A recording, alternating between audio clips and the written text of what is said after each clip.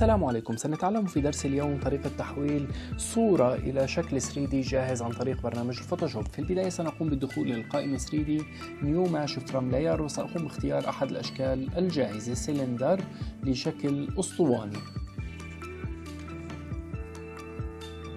نلاحظ تحول الخلفية إلى شكل أسطواني كما تشاهدون. عن طريق الاختصار Ctrl+Alt+Z سنقوم بالتراجع عدة مرات لإعادة شكل الخلفية، ثم سنقوم بإعادة التجربة مرة أخرى ولكن بشكل جديد. سنقوم بتجربة الرينج،